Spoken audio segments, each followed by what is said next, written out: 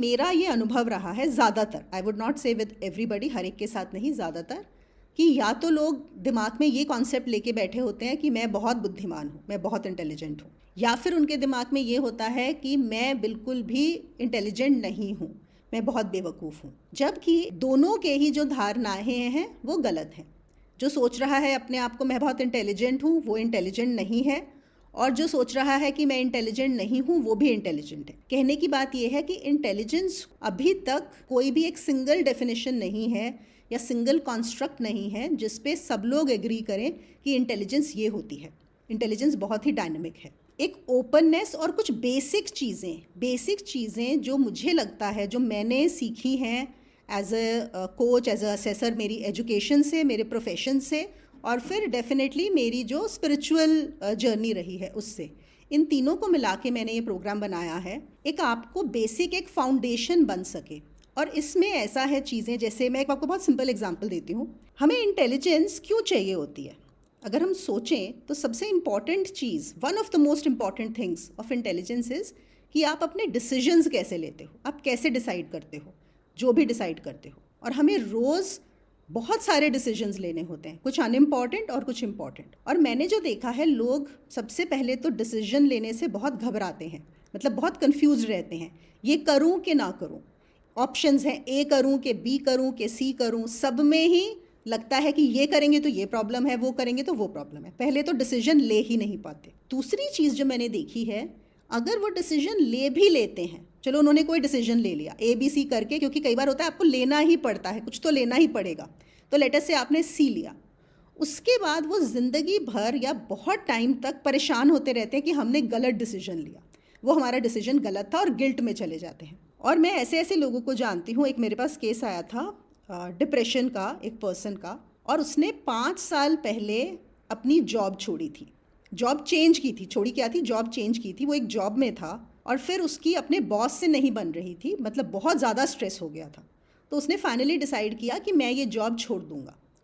और क्या हुआ, वो जॉब छोड़ते ही कुछ ऑलमोस्ट 1 महीने बाद ही उसके बॉस की ट्रांसफ़र हो गई, वो उसका बॉस रहा ही नहीं। आप सोचो, उस इंसान को 5 साल बाद भी उसी, मतलब जब मैंने उससे बात की तो उसको इसी चीज़ में वो घुल रहा था कि मैंने वो जॉब जो है वो क्यों छोड़ी, क्योंकि उसके बाद जो उसको जॉब मिली वो उतनी अच्छी नहीं थी। तो 5 साल से उसके दिमाग में यही गिल्ट चल रहा था।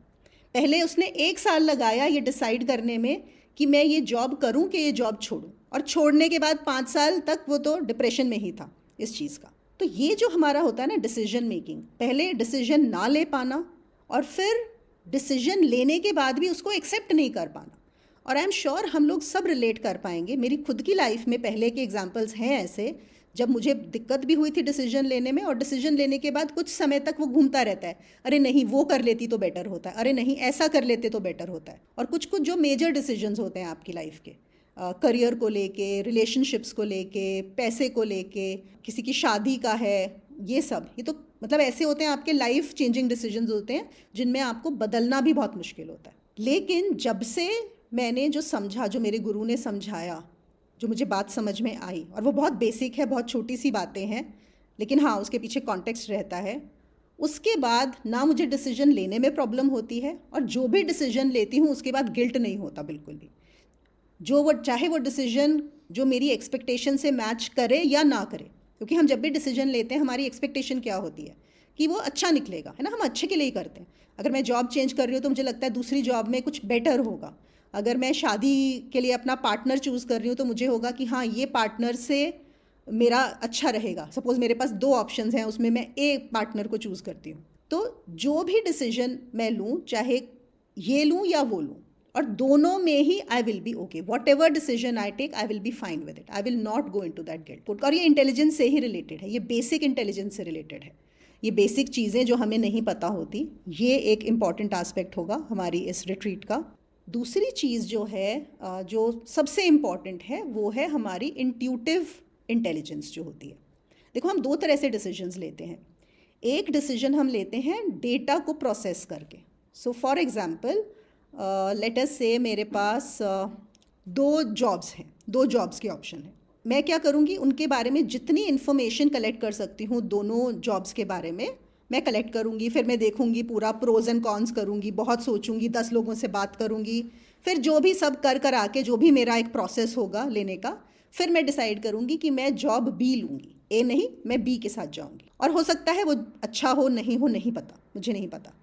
और एक जो होता है वो होता है एक जॉब ए आई और जॉब बी आई। ना मैंने डेटा इकट्ठा किया, ना मैंने उसके बारे में इन्फॉर्मेशन इकट्ठी की, ना मैंने उससे किसी से बात की, और बस इंट्यूटिवली अंदर से मेरे जहन से मुझे पता था कि मुझे बी के साथ जाना है, और बस, और बी के साथ किया और ठीक भी रहा। और ये चीज़ डेवलप की जा सकती है जो हमारा समाज हमें नहीं सिखाता।